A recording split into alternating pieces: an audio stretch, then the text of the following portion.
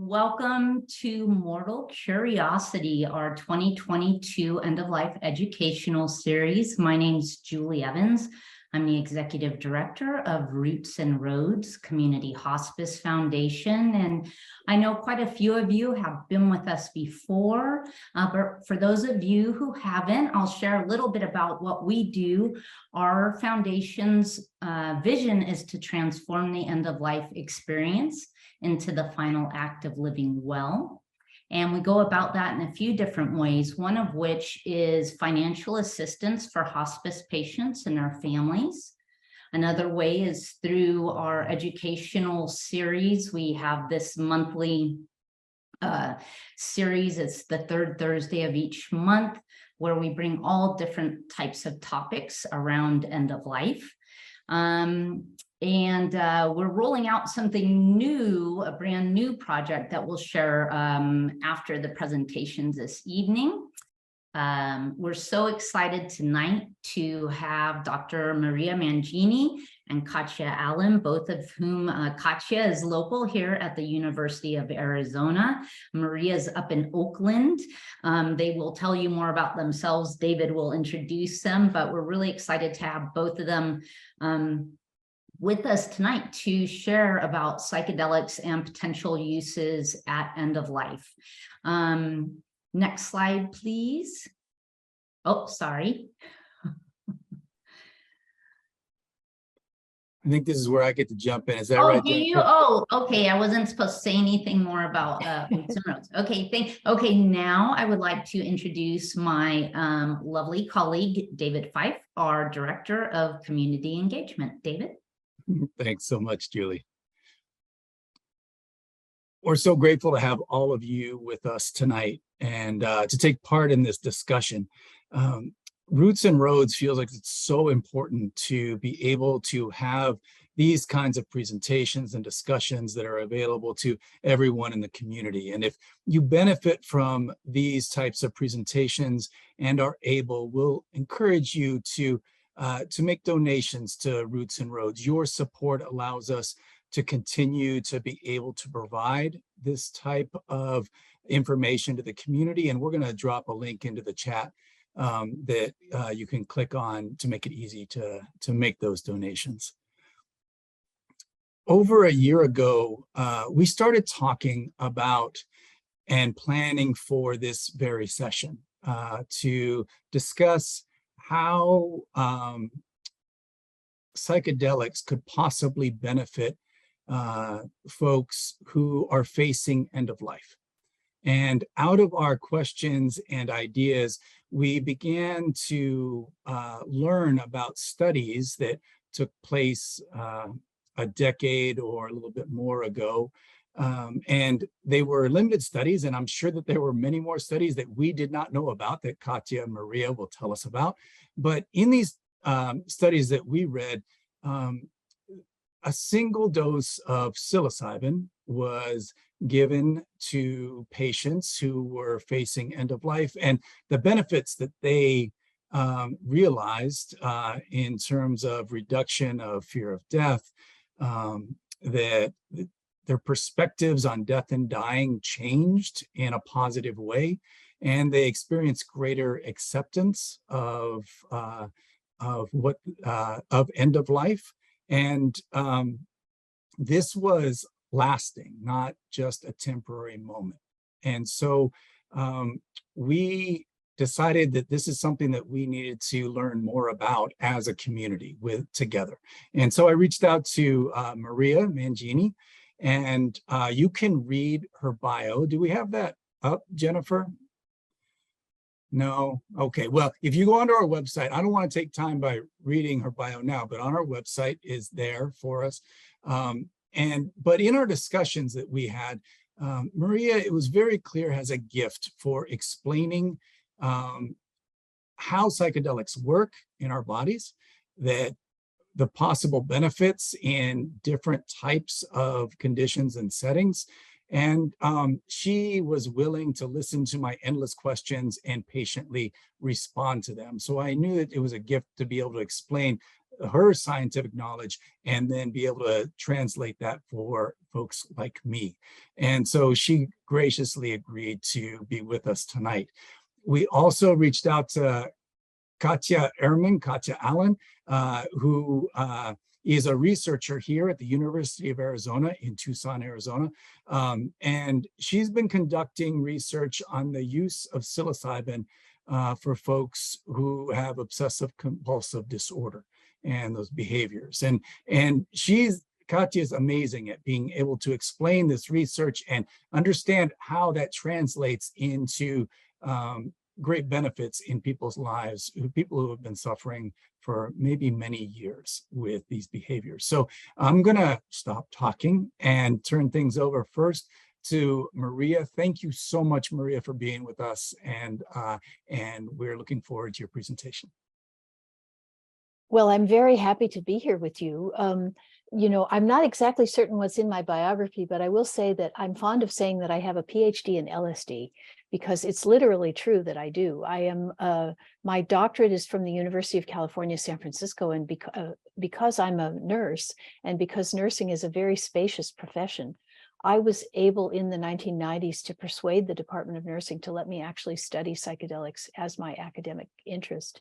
And so I've had an opportunity to really look at the historic literature in the studies that were done earlier in 50 to 60 years ago in the 20th century.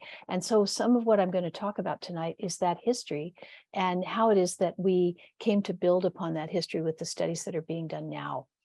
I have a few slides, actually I have quite a few slides. And so I'm going to share my screen with you. And if you'll just bear with me for a moment, I'm going to set that up. Okay, hold on here. We want to go there and there. Now, do you see my title slide there? Hopefully you do. So, you know, I'm going to talk primarily about the classic hallucinogens. That would be LSD, psilocybin, mescaline, DMT. There certainly are other substances that are used for psychoactive effect, but those are the ones for which there's a significant body of research that's been accomplished both in the last century and recently. And worldwide interest in the value of these substances is increasing in lots of areas of science and in healthcare. And it suggests that there are benefits in lots of different areas, in addiction treatment, in treatment-resistant depression, of course, in the area of our greatest interest in terminal illness and the illness-related anxiety and oftentimes despair that people may feel confronting the end of life, and also things like the obsessive compulsive disorder, cluster headaches, and pain. The United Nations Convention on Psychotropic Substances in 1971 instituted an international ban on psychedelics, and this restricted the use of these medicines. And, you know, some people have reported that that is one of the greatest scientific travesties that's occurred in Euro-American history, sort of similar to denigrating the use of the microscope or the telescope. But because we are now in a time that's really marked by a growing focus on the need to do something about mental health problems that is better than what we're doing now, and also because of the epidemic of what you might call deaths of despair, the idea that structured psychedelic use, which has been part of ritual healing practice for human societies for a long, long time, is now beginning to be credited in Western medicine for its potential to treat a bunch of problems that we have otherwise found to be intractable. After 50 years in hiatus, we're seeing this renaissance, as it's sometimes called, in the clinical research into the merits of psychedelics. And in 2015, with the publication of Michael Pollan's article in the New Yorker, and also some extremely robustly designed therapeutic studies in professional journals, high-profile articles about psychedelics and related other drugs that are also psychoactive began to appear in the New York Times, the New Yorker, in Time Magazine, in Psychology Today, in the Wall Street Journal, as well as in professional journals. And there are a wealth of recent articles that have been published in peer-reviewed journals about psychedelics. And this has rekindled a professional interest in their therapeutic use, so that there's now a growing body of professional literature that details that they have the potential to achieve clinical efficacy, that they are promising in the treatment of a variety of problems, oftentimes problems that we don't have other good solutions for. And increasingly, we're hearing calls for their being included in the legitimate pharmacopoeia, from which they've been excluded for about 60 years. It's easy to understand the enthusiasm. The reports that have been published include both popular and professional accounts of people who've had remarkable improvement with a very small amount of therapy. But it's not the first time that these substances and the states of consciousness to which they give us access have been the subject of intense research interest. LSD and psilocybin were widely studied in the 20th century. And from the 1950s, when the formal study of the range of effect of the psychedelics, which were then termed hallucinogens primarily, because it was thought that they actually produced hallucinogenic phenomena.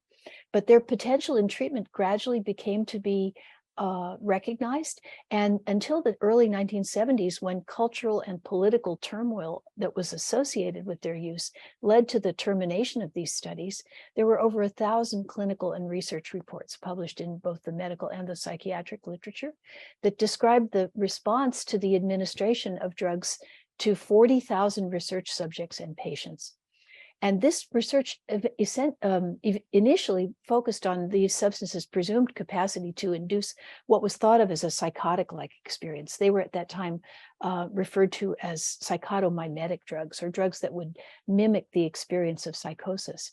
But as that investigation of these substances continued, it became more and more clear to the pivotal researchers that the substances did something else, that they produced what were in the term that was coined by Humphrey Osmond and Aldous Huxley, an experience that was psychedelic or mind manifesting. And this catalyzed significant new research activity into potential treatment applications of psychedelics, especially for these kinds of notoriously difficult to treat conditions. So these drugs caused a revolution in brain science. Before LSD was banned, for example, the National Institute of Health funded more than 130 studies that explored the clinical utility of LSD, with results in a range of disorders, but particularly anxiety, depression, and alcoholism, which is a particular interest of mine. Many, many prominent persons took psychedelics in that period of time, some of whom had their experiences publicized, in which there was a wide variety of reporting articles and reports that were published in the popular press, and also some people who really didn't want their experiences with psychedelics to be widely known, including the founder of Alcoholics Anonymous, Bill Wilson, and Chuck Diedrich, who's the founder of Synanon, which was another treatment program that addressed problems of substance use. And these leaders in areas of substance use had positive experiences with psychedelics during this period and began to think that they should be recommended as part of their programs of treatment.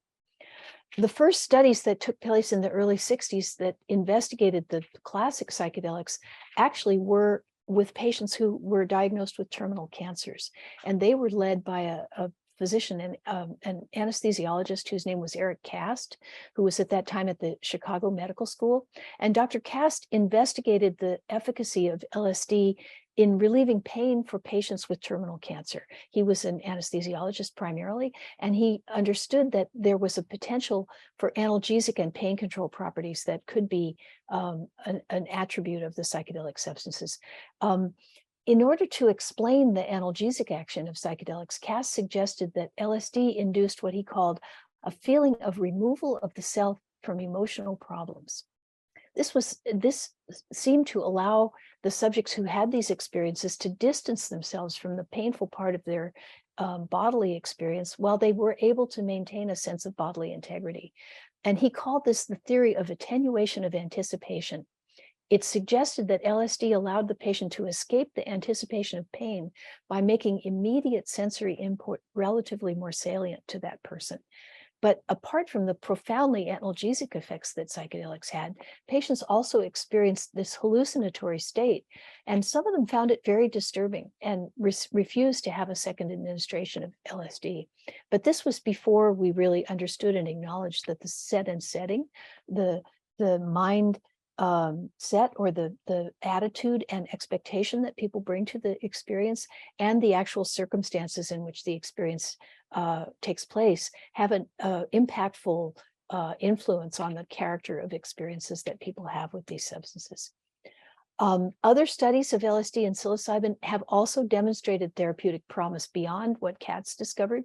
A lot of studies were conducted by psychiatrists and psychologists under the aegis of government agencies during the middle part of the last century. Some of this was an attempt to make psychedelics into a weapon, because it was considered that they might be used for some kinds of mind control, but also for their ability to produce a sustained reduction of anxiety, improvement in mood, and enhanced quality of life. And this was all found to take place in patients who had difficult to treat problems. The one area about which I have the greatest depth of understanding of the history of research is with alcoholism, which was a very promising possible venue for exploration of these drugs, but a combination of bad methodology, uneven results, mismatched populations, and the social reprehension that grew up around psychedelics in the earlier part of the last century led to the abandonment of this program and other programs of psychedelic research. One patient population that had a positive response to these treatments, however, were patients who had advanced cancers, who had overwhelming anxiety reactions to their terminal illness. So I'm going to talk a little bit about cancer as a factor here, as opposed to end of life generally, because that's really where the data was collected primarily. Early studies suggested the effectiveness of psychedelics in treating the distress of these cancer patients, but they didn't have control or comparison conditions that demonstrated that the effects were any better than placebo. So even though a positive tendency was demonstrated, it didn't really amount to much that was able to be realized before the research was shut down. However, there have been recently, in the beginning of this century, there have been several pivotal studies with psilocybin and one with LSD that really looked specifically at this rapid, sustained reduction in anxiety, improvement in mood, enhanced quality of life, and really sort of demanded a fuller exploration of their use in palliative medicine. So following 30 years in hiatus, research with these drugs is resuming, and has been was started with foundational and dose finding studies in the early 2000s. And these 4 clinical trials really kicked off this episode of greater enthusiasm, because they were studies, all of which had a very high methodological quality and were stringent in terms of the selection of the population and the assignment of patients to these populations. Now, while the effects of these psychedelics have been of interest to psychiatry, they were all classified as Schedule I drugs in the 1970s. And this was in some ways associated with the social turbulence that occurred around the war in Southeast Asia.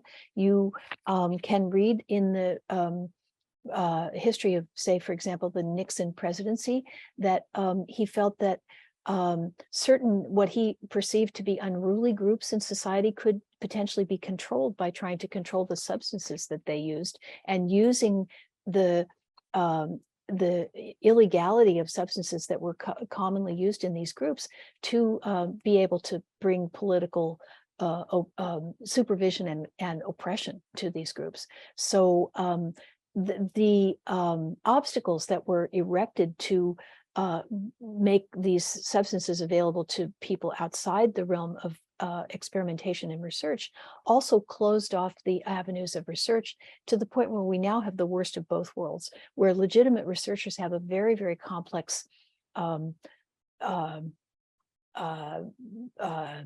regulatory pathway to negotiate to be able to get access to these substances, but the black market use of them is alive and well. This also brings about a kind of harm that is the result of the controls that are placed on these drugs, which in many ways can exceed the harms that are caused by the drugs themselves. Just using cannabis, which is marginally a part of the group of psychoactive substances that we are kind of interested in when we get interested in psychedelics. 50,000 people were in prison on cannabis possession charges in 2011. 660,000 people were arrested for possession of cannabis.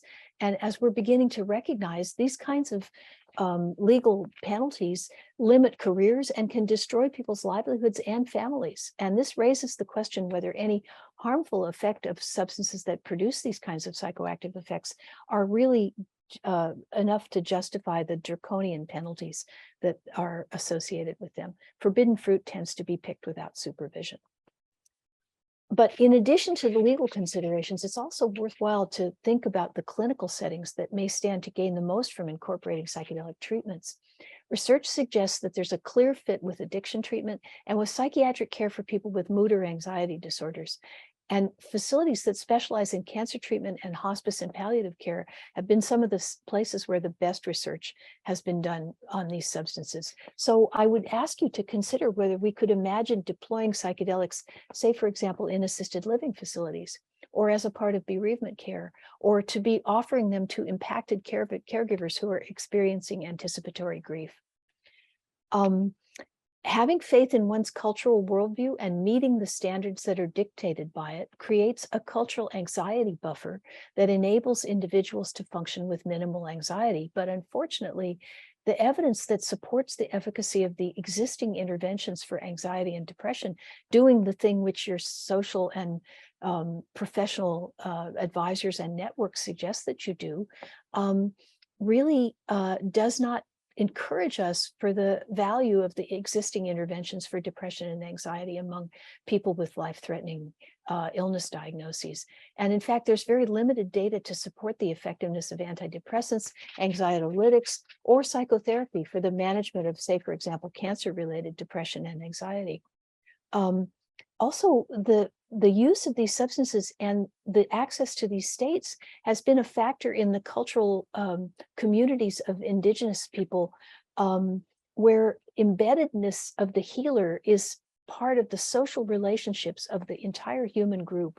And so as we think about bringing this into modern life, we want to be thinking about how we're going to train modern practitioners who would reflect the local populations that might be in need of these therapies, so that they would be there would be equitable and culturally sensitive treatment networks in both urban and rural environments, accessible to people across all different class, race, gender, ethnic, and generational boundaries, and not just available to a wealthy metropolitan elite, which has been one of the significant criticisms that's been leveled against psychedelic therapies in the past.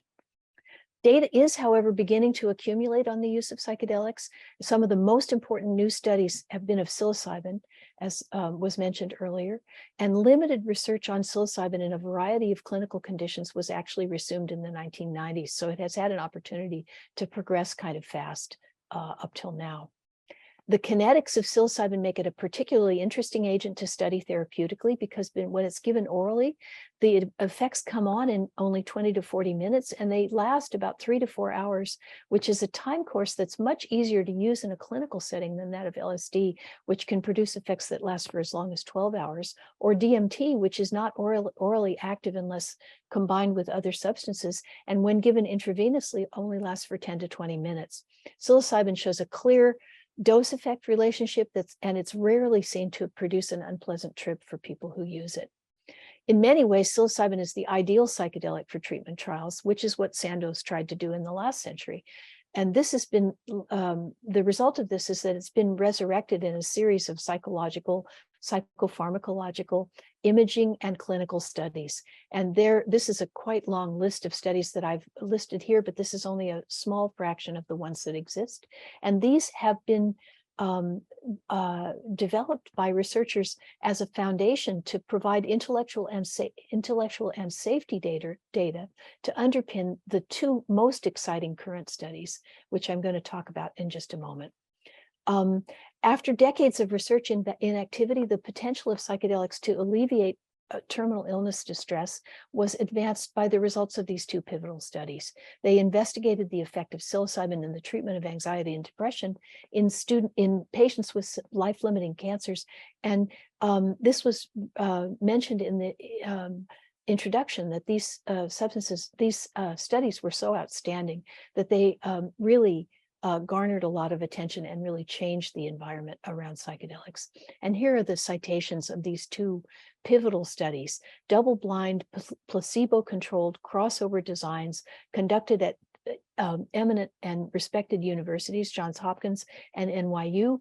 They were studies that were methodologically rigorous and broad in the scope of their outcome variables. And they both demonstrated that single-dose psilocybin treatment has the potential to produce both an acute and enduring reduction in depression symptoms, anxiety, and existential distress in patients with life-limiting illness. These two current studies are special in that they're the most rigorous double-blind placebo-controlled trials of a psychedelic drug in about 50 years.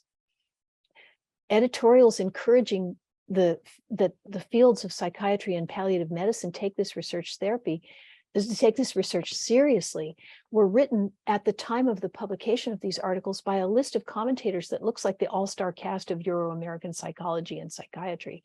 They include two past presidents of the American Psychiatric Association, the past president of the European College of Neuropsychopharmacology, a previous deputy director of the Office of the U.S. National Drug Control Policy, and a previous head of the UK Medicines and Healthcare Regulatory Authority. And positive input has also come from experienced psychiatric clinical researchers, leading pharmacologists, and cancer care specialists. They all essentially say the same thing: it's time to take psychedelic treatments in psychology and oncology and palliative medicine seriously. So I'm going to leave you with this. These are the findings from Roland Griffith's study, that a single dose of psilocybin can produce these kinds of enduring reactions. This is one trial that was conducted at Johns Hopkins and one at NYU. Here's the NYU study by Ross et al. And here's the Johns Hopkins study by Griffiths. The biggest drawback in these studies was the difficulty with blinding. It's kind of difficult to persuade people that they've taken a psychedelic when what they got was the placebo alternative, which usually is niacin, which does produce a detectable phenomenon, but it's nothing similar to what the effect of psilocybin would be likely to be. But that's the primary criticism that has been leveled at these studies. And it's in the nature of psychedelics that complete blinding may be unfeasible just because of the way that these drugs work, being so distinctive as to be difficult to disguise. Importantly, when patients were asked 6.5 months after their experience with these drugs to reflect on what they thought of their sessions, 52% in one study, 70% in the other, said that the psilocybin experience was the singular or in the top 5 most spiritually significant, or the singular or top 5 most personally meaningful experience of their entire lives. So these findings that a very limited course of therapy can produce acute and sustained improvement in very important phenomena that are related to circumstances at the end of life is probably the most important and the most novel finding in these studies. And I would be happy to discuss that with you further when we have time for a question and answer. Thank you so much, Maria. And everyone, please don't worry. We're going to send you a recording of this so that you can take as much time as you want on each and every one of Maria's slides. In case people were trying to jot down things very quickly before they went by, you're going to have a chance to be able to review those. And Maria, I'm a ordained minister and I'm a preacher. Not one single person in my life has ever told me that after one of my sermons, it's one of the most spiritually relevant experiences of their lives. I would just like that once. So I don't know what that reflects about my preaching ability. David, when I was an undergraduate, I had a really important relationship with one of my professors who was a teacher of religion. And this was in the 1960s. And I took him to a garden that belonged to some friends of his and gave him mescaline in 1969. And he told me after that, he said, I have been reading, thinking, and teaching about this all my life, but I've never experienced it directly before now. Wow, that's amazing. That's amazing. Well, thank you so much. And we're going to come back to you a little bit later. But right now, we're going to turn things over to Katya Allen. Katya, as we mentioned before, is a researcher at the University of Arizona here in Tucson, and she's conducting a study on psilocybin for the treatment of obsessive compulsive disorder. So Katya, thank you so much for being here with us, and we're looking forward to your presentation.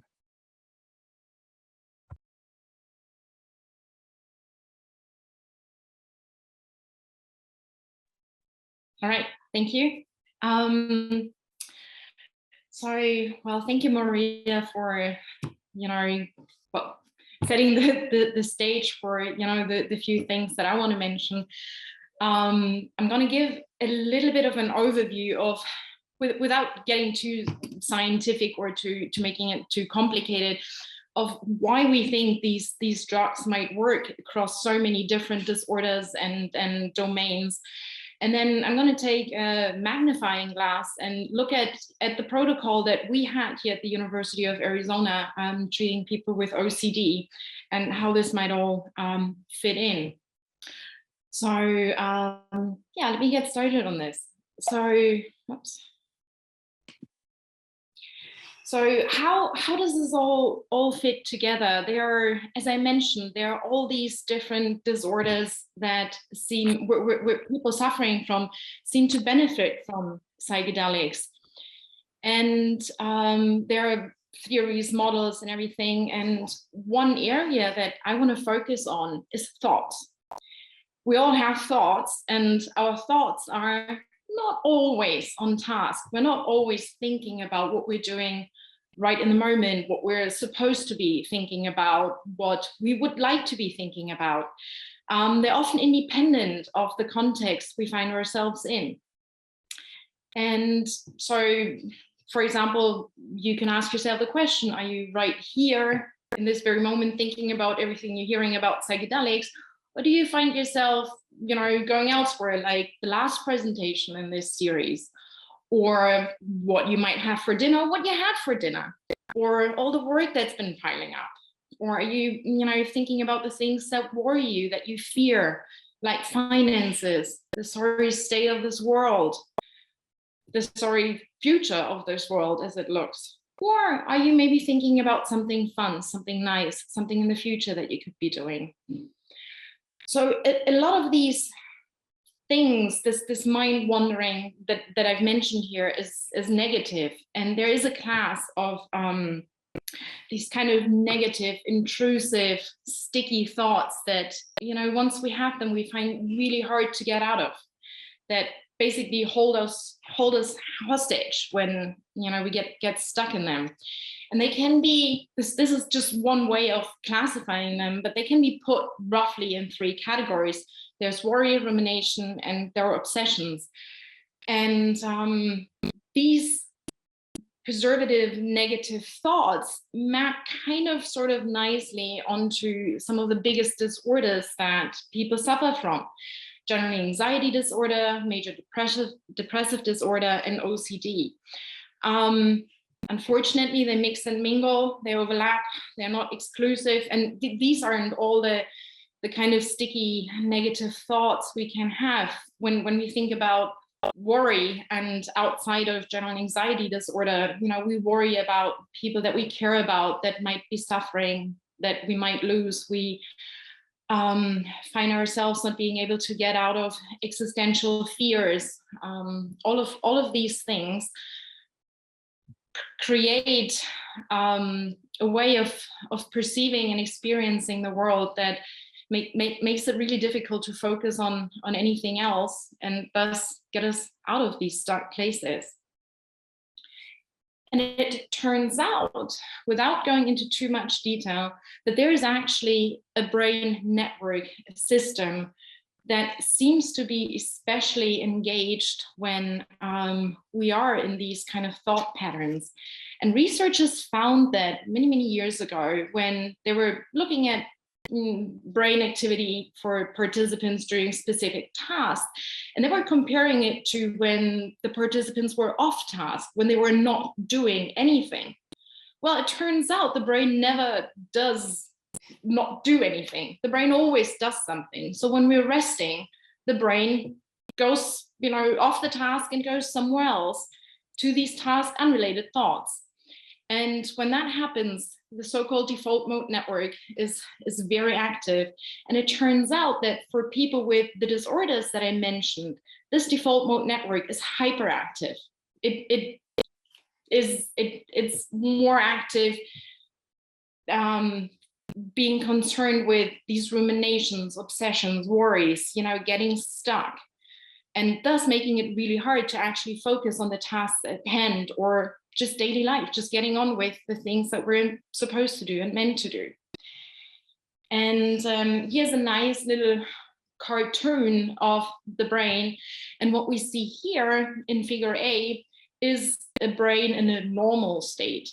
Normal, just meaning not on a psychedelic. And the different colors depict different brain regions. And what we can see here is that these brain regions, these systems basically mostly talk to themselves. They don't communicate much across the entire brain. They don't get a lot of input from each other. They basically stick with themselves, thus, keeping the normal rods and the pathways in the brain that get us through life or get us through the stuck places that we're in pretty much alive. Now, if we put psilocybin into the equation, like in the picture here on the right side, we can see that all of a sudden the brain starts to connect more. It connects across different regions. It gets input from all kinds of regions. It's way more active. It basically shakes everything up. And this is including the default mode network, this network that is so stuck on these sticky thoughts, these ways of thinking about the things that are not really, helping us to move on or focus on what's at hand. So this being said, this is not the only way of looking at this and why psychedelics or psilocybin specifically work. Actually, we don't really know or fully understand it. There's a lot of research that's been done. There's a lot of controversy, and to the extent that we don't even fully agree, or experts don't fully agree, do we even need the psychedelic experience? Is it just what happens on the receptor level? There's lots of disagreement on that, and I'm not going to solve that problem right now. But what we find is, for some reason, psilocybin, psychedelics in general, shake things up. The default mode network is also not just the key region for these kind of sticky thoughts, those preservative negative thoughts. It is also supposed to be the seat of the self, the ego. It is where researchers think our filtering takes place, the way we perceive the world versus the world as it really is. And this might also be a key feature of the psychedelics, is shaking us up and maybe seeing the world a little bit more as it is and not just how we expect it to be. Well, so this is a little bit of background. Now, as I promised, I'm going to pull out the magnifying glass and talk a little bit about our specific research here at the University of Arizona. We're looking at people with OCD. And very briefly, before I do this, so that we all know what I'm talking about, I'm going to just what is OCD? And it is a often long-lasting disorder where people have uncontrollable, reoccurring thoughts. These are the obsessions, these sticky thoughts that I talked about, and behaviors, compulsions that he or she feels the urge to repeat over and over. Oftentimes, it is actually the case that the compulsions are behaviors that provide relief from these kind of thoughts. So if we imagine the obsession, the sticky thought is, oh my God, the house is going to burn down. I'm going to lose everything I have. The house is going to burn down. then the compulsion that goes with it, I need to check the stove again. I need to check the stove again. So the person keeps checking the stove, or the germ phobia that a lot of people with OCD experiences, like, I'm going to get sick, I'm going to contract an illness, there's germs everywhere and viruses and bacteria. That's kind of sticky thought that they can't get out, a pattern of thoughts that they can't get out. And the compulsion is, I need to wash my hands. They're washing their hands over and over again, or taking long showers. So it's that kind of behavior, trying to provide relief for these kind of thoughts. And then, why do we study OCD? And one of the reasons, it's a really, really difficult condition to have. It's debilitating. It has a very, very high prevalence. A lot of people suffer from it, and it's very, very difficult to treat.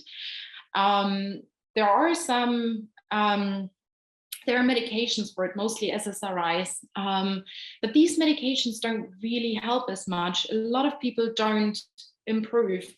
It takes a long time for improvements to even start to occur. And there are a lot of residual symptoms, even if people find relief. So something had to be done. And this is actually one of those very, very early studies, was published in 2006.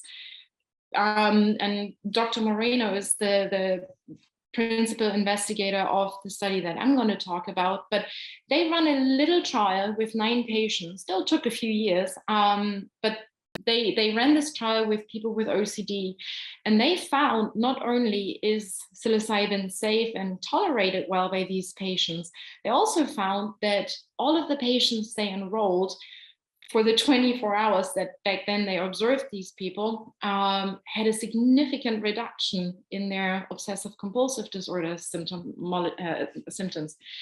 And they looked at 4 different doses, and there was a microdose in there that back then they thought would serve as a placebo, but even that did something, which now we can have a big discussion of microdosing. But in any event, what they all of their psilocybin doses help people with OCD. So this was in 2006. And as Maria mentioned, it is really, really difficult to run these clinical trials now, even with the ethical overview of the IRB and the FDA and the DEA, and they're all pitching in and making sure it's all safe and controlled.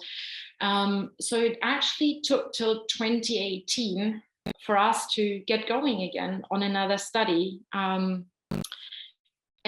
this study this time is looking at a lot of different things, but one main category that we're interested in is symptom presentation. So we're looking at obsessive compulsive disorder, we're looking at depressive symptoms, we're looking at overall affect and mood. We're looking at whether these substances are safe and tolerable, tolerated well, so we still have to do this. And one area of that is just medical side effects, but we're also looking at suicidality and psychotic symptoms. And another area that we're interested in is the experience. What mystical states and do people experience? Do they experience them? What altered state of consciousness are experienced? And are people able to surrender to the experience? And what does that look like? And of course, we're also wondering, how do all these things relate? Do symptoms, is there a bigger symptom reduction with stronger mystical states? Do people with enhanced mood or a better affect experience higher symptom reductions, and so on? So what has happened since 2018? So a lot of people contacted us. So over 600 people reached out to us wanting to be part of this trial. In the end, we pre-screened 127 people. So we had very, very rigorous inclusion and exclusion criteria. We had to make sure they were healthy at this point, since it's so early in this kind of research for this kind of population. We had to make sure they didn't have any comorbid psychosis, bipolar disorder, that they were safe for independent living, so we could safely send them home after a session day with us. so after making sure these very rough criteria were met, we screened another 55. That was a full clinical interview where we looked at all the comorbidities they had. So making sure they had OCD, but we also looked at, did they have depression? Did they have substance use disorder? Which current substance use disorder was an exclusion criteria for us, even though there's a lot of evidence showing that psychedelics help with that. But for us, that was a no-go. Anxiety disorder, post-traumatic stress disorder, yeah, we painted a very complete picture, which took 3 to 4 hours in that clinical interview. And then of those 55 people, 17 actually made it into our session room. And of those 17, we had 15 complete data sets that we could analyze. And we're still in the process of that.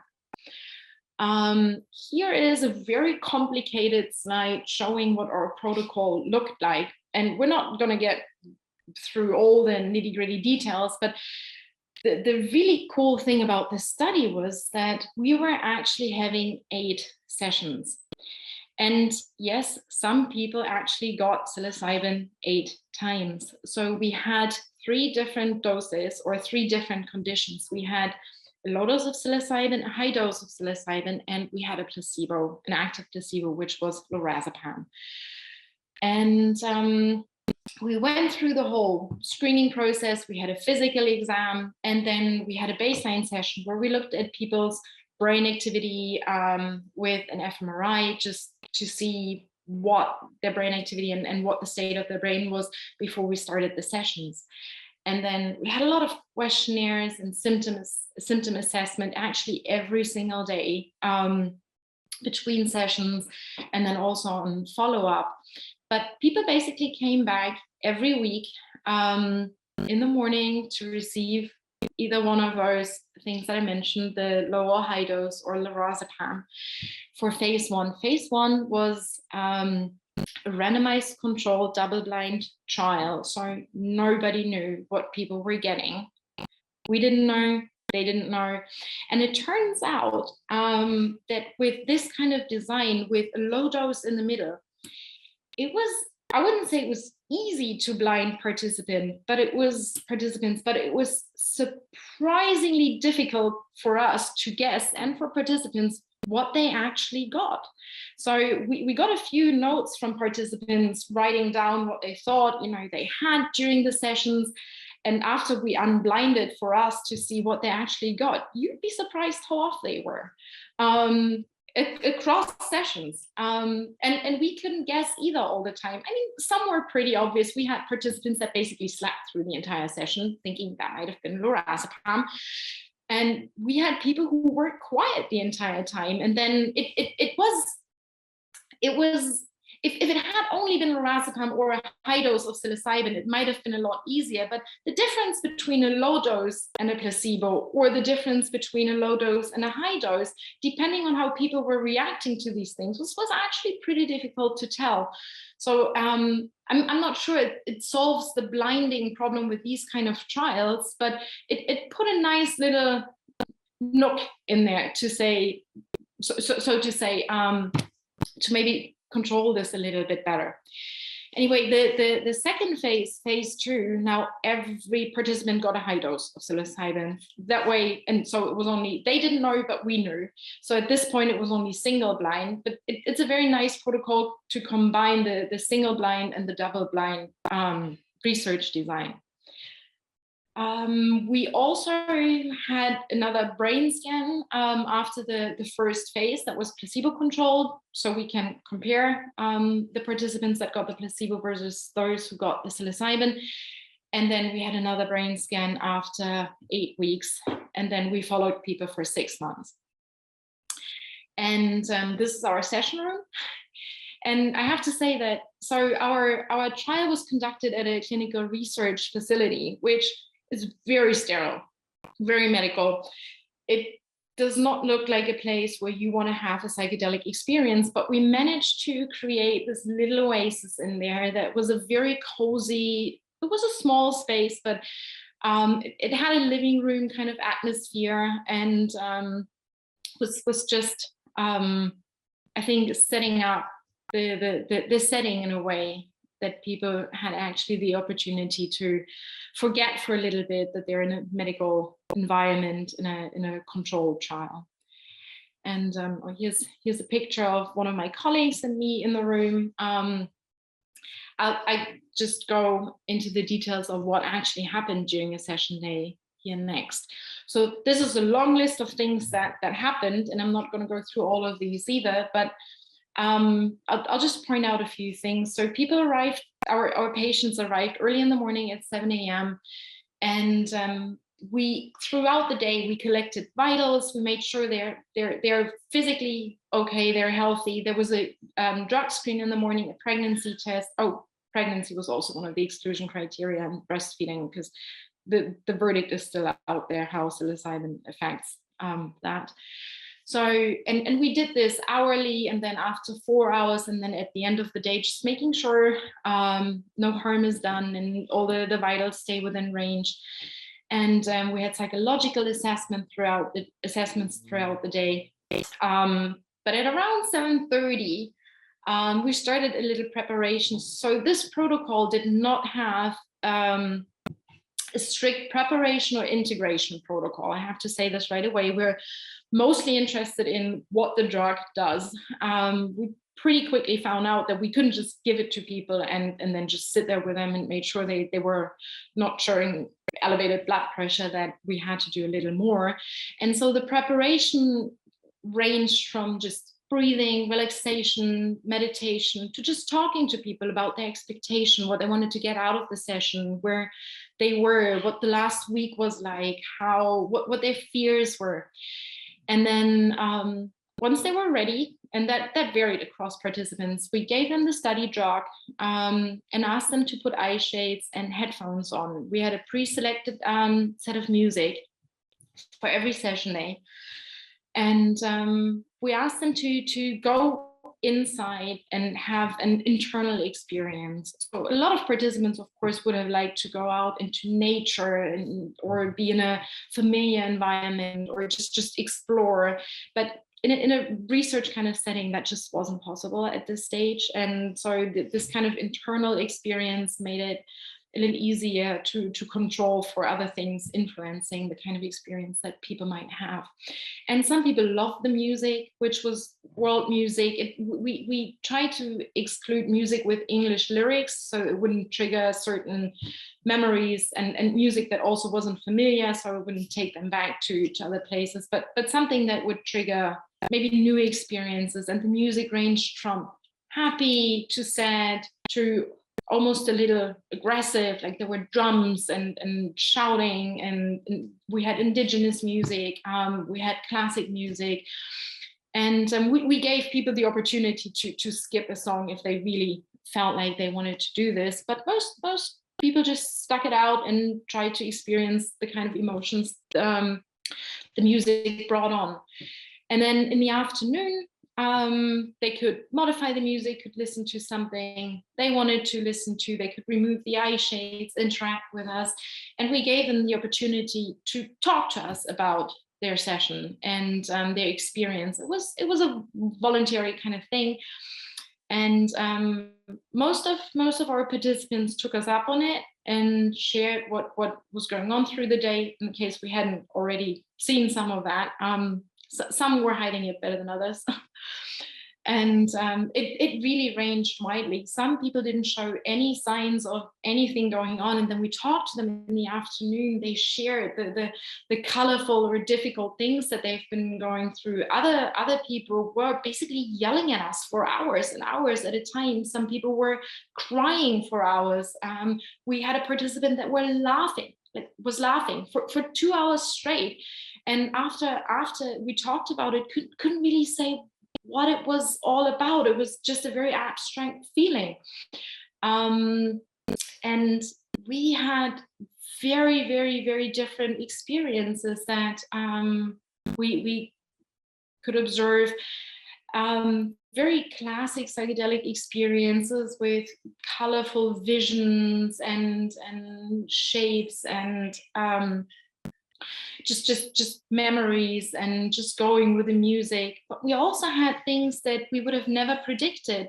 There was one participant in particular that had a very, very busy life, and always all this chaos, and her psychedelic experience was basically going into nothingness.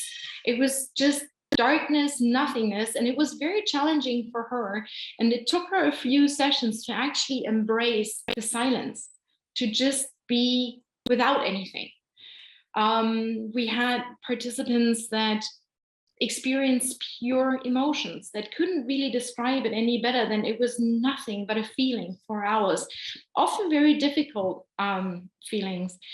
And we did observe some challenging trips. We don't really call these bad trips anymore, challenging trips, but I can say that everybody came out on the other side okay. Everybody left the session room with a smile at the end of the day, feeling like they conquered some difficult territory and made some progress. We had people re-experiencing traumatic experiences. We had people talking to deceased loved ones. We had a participant with a father with Alzheimer's disease, and he went back in time and talked to his dad before he started having the disease, and had some additional time with his dad, and shared things that he felt like he was never able to share with him.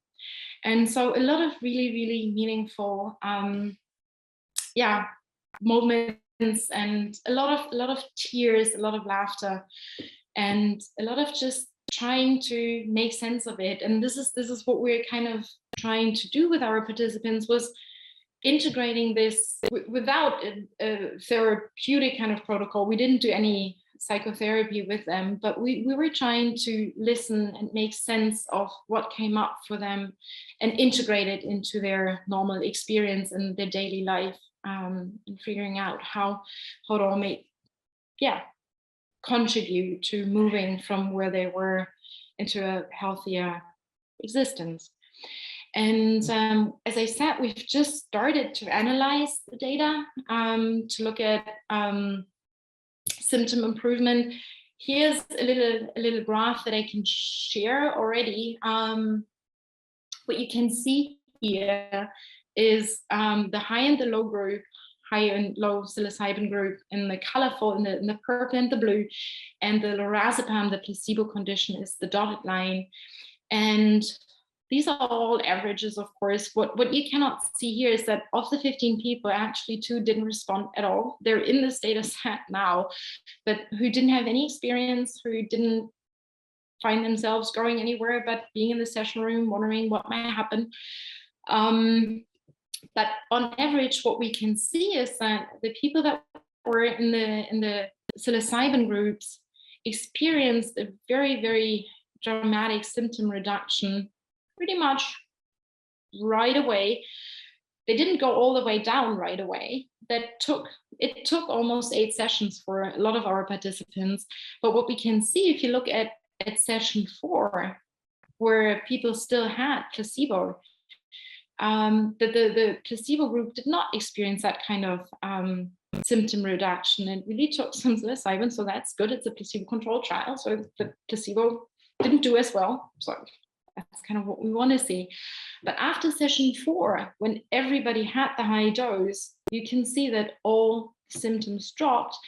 And what you can also see is at the end, the little end thing, this is after 6 months. So after 6 months, everybody is or on average, I need to say it that way, on average, our participants are much lower with their symptoms. They experience relief that is significant. A lot of our people went into remission. Most people had a significant symptom reduction, so more than 35%. And what isn't shown in a graph like this is something that we actually experienced with the people that were part of the study, the behavioral data. A little anecdote here, we had one participant who came in. She brought her little suitcase. She had her own pillow. She had her own blanket. She had her own slippers. She had her own eye shades. She had her own headphones. we asked her to use our headphones just, to keep things standardized, but she brought her own food. She was in control. She was on top of things. After about 4 or 5 sessions, she kind of didn't bring her own blanket anymore, didn't bring her own pillow. And at the end of the session, she didn't bring anything anymore. She just came in the morning, here I am, let's get into this, and just to see how much she was able to let go of the control and just basically embrace what was going to happen. That was just really impressive to see.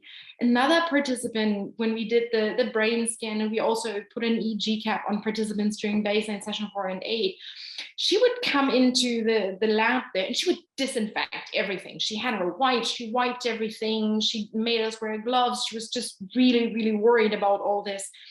After 8 sessions, she just came in, she sat down, she dropped something, she picked it up, she just didn't care anymore. And importantly, after we were done, she wanted a hug. She wanted a hug from the crew that was very close to her, us sitters, but also the people doing the assessments. It was just really impressive to see these kind of behavioral changes that are of course not captured in data like this, but it was something that we saw across all of the people that responded to this kind of treatment. And with that, I'll finish my little presentation here, and I'm curious to get questions and see how we can all talk about this together.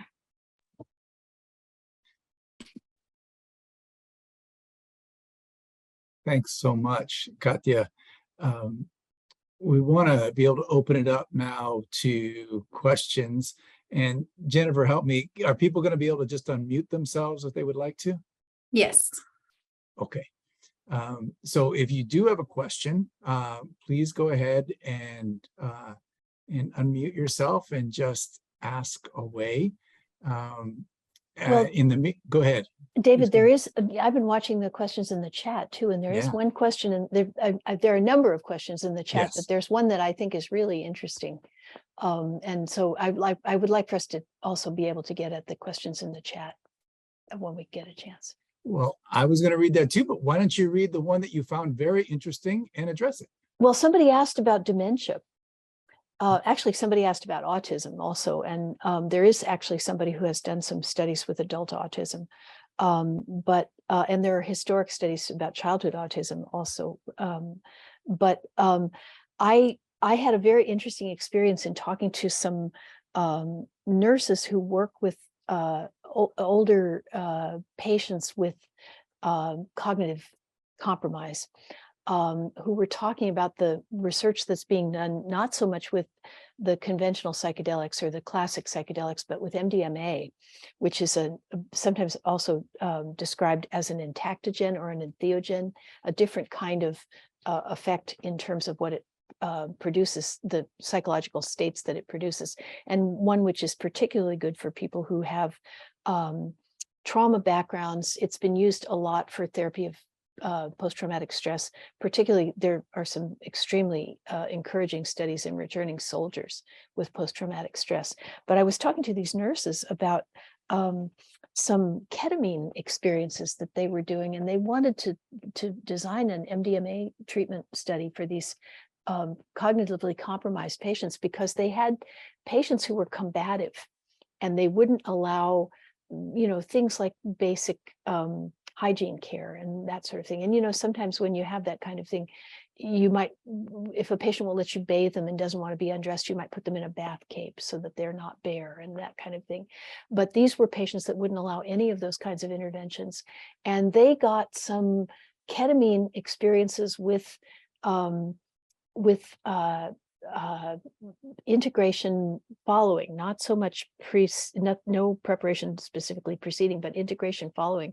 And the theory was that the trauma history, which was bringing about some of this combativeness, seemed to be reconciled or to drop away for these people. And it startled me, because I thought, in dementia, the icing is sort of peeled off the cake. Like all the conventional behaviors that keep people from exhibiting the way in which past traumas may have cause them to be in a state of continuous distress are kind of covered up by behaving properly. And I thought about this as a potential that I'd like to see explored. And I just wanted to mention that because somebody did mention the idea that this might be a therapy that could be used for people with dementia. And I think in the right circumstances, it probably could be. And I'm sorry, that was just me biting down on something that I thought was chewy. So we can go back to whatever else we should do. Fantastic. And as other folks prepare to ask questions too, we'll also get to more that are in the chat. But Katja, someone asked whether or not you considered OCD to be a spectrum of behavior, so like more or less severe.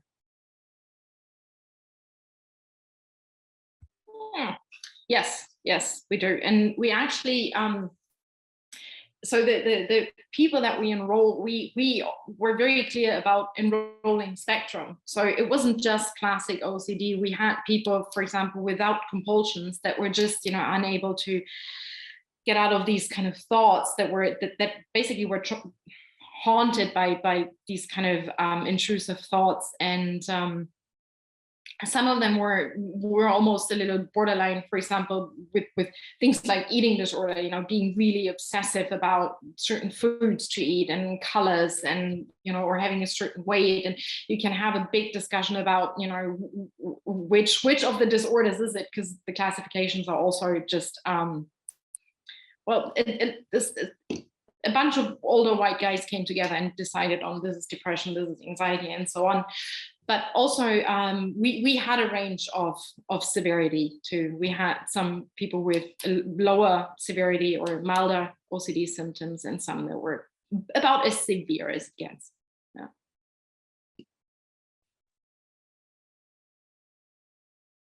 Does anyone want to jump in with a question right now?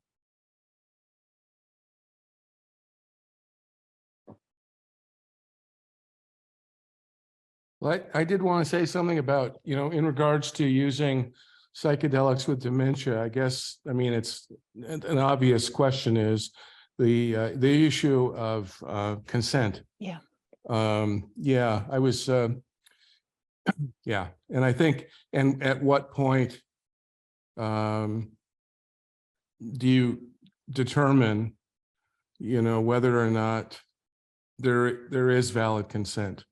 So I know my mother had expressed interest in using psychedelics in her, later in her last year, but she had kind of a rapidly developing dementia. And unfortunately, it got to the point where it really wasn't possible for her to make that decision. And of course, I didn't feel like I had that right, but yeah, that's a question. It's very interesting. I think there's a lot of potential there, but I don't think it's really been explored very much. I think that's correct. And I think issues that have to do with consent are some of the most lively discussions that are going on in the areas around psychedelics right now. That, the extreme vulnerability that people experience when they're in that kind of unusual state of consciousness is unique. And in the societies where these kinds of experiences are integrated into the life of the entire culture, there are structures for conventional practices that assure people's safety and that designate who might be a reasonable facilitator for an experience like this. And we don't really have any of that in the culture that we're currently living in. If, the sort of medicalized version of therapy is only one aspect of the way in which these substances are actually currently being used in our contemporary culture. So these are live issues. Mm-hmm. Art, did you want to say something? Thank you very much, and thank you for those two incredible, very clear presentations. First of all, can you hear me all right? Mm-hmm. All right. I have a very good friend who went through one of the early trials at Johns Hopkins on the treatment of end-of-life depression associated with cancer, terminal cancer at Johns Hopkins, using psilocybin. And suffice it to say, she is still alive. And that was, I think, 12 years ago when she did that. And it was life-changing. And is a real testament to mind over matter, because it most definitely helped her with the depression that was associated with end of life. And consequently, that in turn basically cured her cancer. So you can't really say that psilocybin cures cancer, but indirectly, yeah. I think it's important to note here that psilocybin, of course, is synthesized from mushrooms. It's not readily available to most people. And most people who are using it through dried mushrooms, several genera and species. And so they're getting more than just the psilocybin. They're getting more of a sort of an entourage effect of other alkaloids that are affecting neurogenesis and neuroplasticity, which is particularly important in as people age or older age. And I could talk for the rest of the time, but I won't. That'll be appreciated. Let me just say one thing, which is that many people are using mushrooms. That's a fact. And psilocybin, of course, is contained within them. But they vary dramatically across genera, species, and variant. And even the same variant of a species can be quite different depending upon how it was grown, how it was stored, and other aspects, how old it is. And then just to confound it even more, people's physiology, metabolism is very different. So it's very difficult to say a particular dose does a certain thing. So my point here is that psilocybin is not readily available, but mushrooms are. The other thing has to do with microdosing. Somebody mentioned that in the chat. I work with a group, or rather I'm part of a group of people ranging from mid-60s to mid-80s who do microdose mushrooms. And the effects have been quite astonishing. So thank you. I'll just leave it there. Thanks, Art. Another question in the chat. Before you take another question, okay. The question of the entourage effect, I think, is a very important and lively one. When Gordon Wasson encountered Maria Sabina in the Mazatec Sierra, he collected the mushrooms that were being used in her ceremonies and brought them to Albert Hoffman, who extracted psilocybin from those mushrooms and brought it back to the Mazatec Sierra to give it to Maria Sabina. And she acknowledged to Wasson that it was the children, that it was the same mushroom. However, if you came over to some, polite elderly lady's house with a cake and you offered her a slice of it and then said, "How's the cake?" How likely do you think it would be that she would say the cake's terrible? I think sometimes people don't appreciate how the social structures around some of the ways in which we've collected some of this data have contributed to what we think the data means. And we do definitely know that some of the plant medicines do have entourage components, most of which we understand very, very poorly. So I would suggest that mushrooms and psilocybin are not the same thing, even though Maria Sabina acknowledged that there was some similarity there. It's a good point. That's great. Someone in the chat had asked if anyone's considering the use of psilocybin in treating ADHD. You know of anything about that? I do not. Katya, you've probably heard this metaphor before. For those of you who ski, I've heard people say that taking psychedelics is like skiing on fresh powder. Like you're not stuck in the ruts that other people made. And I just think that's such a great image. Very, very briefly, from my own experience and the experience of others, the microdosing of the mushrooms is most definitely affecting and improving focus, including for people who do have ADD or ADHD. It is, but I'm not prescribing it or anything. I'm not Tim, prescribing it either, but I will suggest that I know quite a number of people who are using Paul Stamets' microdose protocol, and they almost uniformly suggest that it has a beneficial effect, oftentimes most significantly on their memory.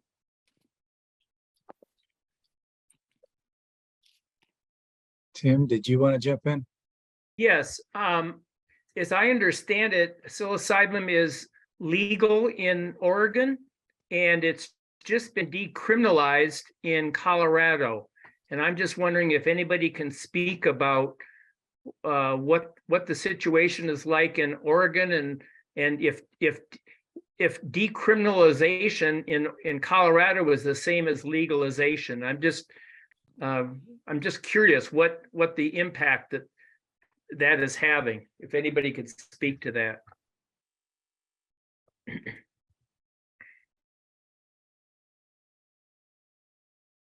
Well, the state of Oregon has been engaged for over a year in trying to figure out what's going to happen in 2023 when these laws actually go into effect. They haven't gone into effect yet.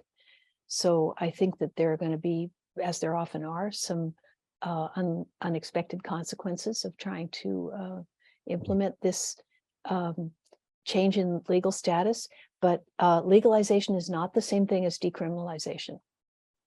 Those are not the same. I think it's too soon to tell at this point. That's right. But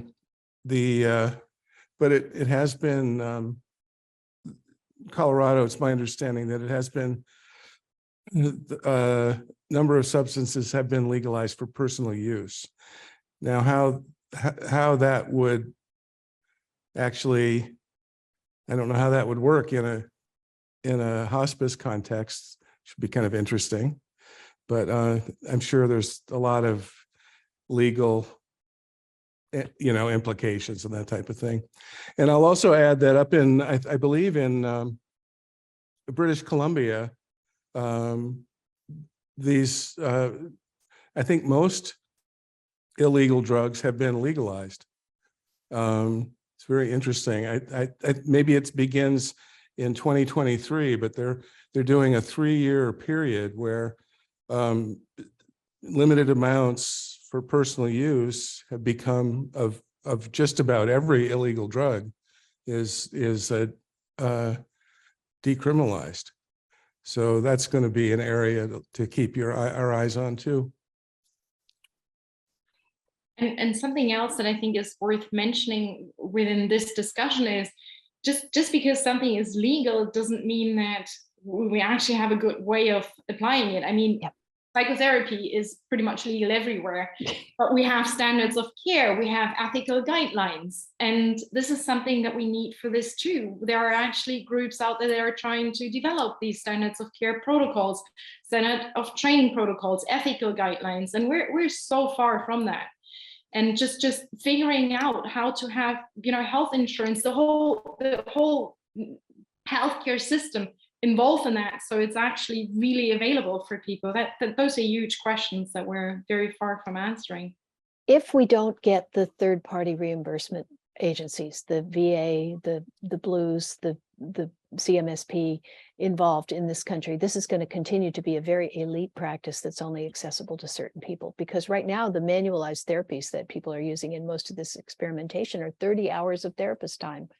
Who can afford 30 hours of therapist time with no third-party reimbursement? So in order to get those third-party agencies on board, some designation of what's an appropriately trained provider has got to be developed. And there are 2 different bodies. One of them is the American Psychedelic Practitioners Association, which I have a tendency to refer to as the kids board because it's a bunch of young people. And then there's a bunch of older people who are also setting up a similar kind of thing. And they couldn't agree that the sun rises in the east. They're all engaged in a tremendous amount of internal disagreement and discussion and contention, and it's nothing wrong with having a conversation about stuff, but like I'm starting to think of this as a matter of urgency, because as I said, I lived through the last episode of enthusiasm, and I'm grateful that this has sort of reemerged in my lifetime. I'm getting tired of waiting. But also, I said this before we started this, I've heard some of the people who are most involved in trying to bring some of these substances to the point of becoming prescribable drugs in the United States say this was going to take place within a year and a half for about 5 years now. Mm-hmm. So, it seems like a sort of endless regulatory maze that we're all kind of wandering around in. And then the thing that happened in Colorado, this is what they did in Uruguay for cannabis. They said you can grow it, you can own it, you can give it to your friends, you can use it. What you can't do is sell it. And that's a very interesting set of rules to make. It seems to me that there's going to be continued underground use, and that's going to be well, I must say, an important part of, these medicines getting to people. And in light of that, I think there is a lot of education that is happening, and a lot of resources available. It's really important to educate people about proper use, ethical use, and that type of thing. And I think that plays an important part. Well, almost anybody who has any significant experience with these substances is an outlaw. Yeah. Yeah. And it is also the case that the research protocols that we have now, where we do this in a legal fashion, are informed by the underground practices. They are informed by people having decades of experience with it. It's not, a bunch of young researchers, making this all up. Sorry. And that there's a role for that too. Mm-hmm. Well, unfortunately, a lot of the people who in ideal circumstances would be mentors and teachers for this kind of practice have the habit of not allowing their activities or whereabouts to be known, because there's a significant risk involved in doing that for them. Yeah.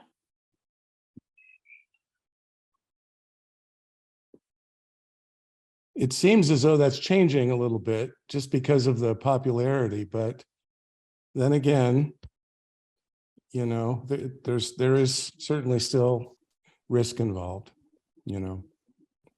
depending on who's in charge.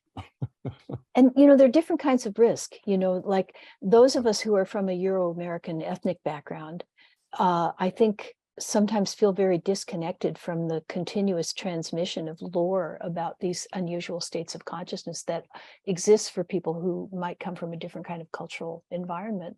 But in fact, these are practices that almost certainly existed in Europe, in antiquity, and they've been so vigorously and ferociously suppressed that the sort of genocidal pressures that were exerted on those cunning people and witches and wisdom keepers of Europe were much more successful than the ones that were exerted on indigenous people in this hemisphere. Now, that might be because the indigenous people of this hemisphere are more resilient, or it may be that the pressure has not been in place for so long a time.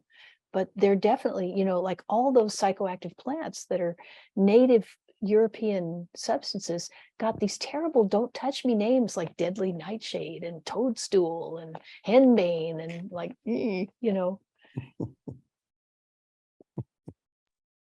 And think about what happened to the people who were associated with those things. Nothing good. Jacob, did you want to say something? Yeah, first off, thank both of you. This was a fantastic presentation. I consider myself a pretty good, historian on the subject of psychedelics. But I learned some new stuff with you guys, so thank you for that. It's not that I didn't think you would get to my question, but I was just curious, and maybe this would be better for Maria, maybe for Katja. I really appreciate the types of studies that you're describing, the sort of standardized metric-based ones. I wanted to see, are you aware of anything in your fields that are, formal qualitative research. I'm a data guy, but my wife is, she's a social scientist. And so I tend to think of things that way as well. You know, are there any semi-structured interviews or maybe unethical, but participant observation type studies that are going on in this space? You have to kind of watch participant observation because you won't get it past the IRB.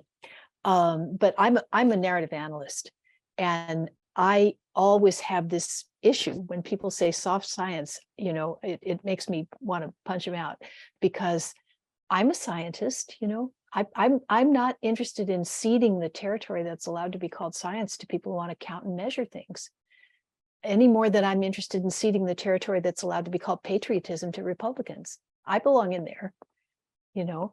And I think that this is a phenomenon that uniquely lends itself to qualitative measurement. And I think that when we have the kind of productive research alliance that qualitative and quantitative researchers should have, that the one kind of work enriches the other one. It's sometimes a hard sell to get that across to people who are basically quants, though. I'm sorry, it's just my personal experience speaking. You're 100% right.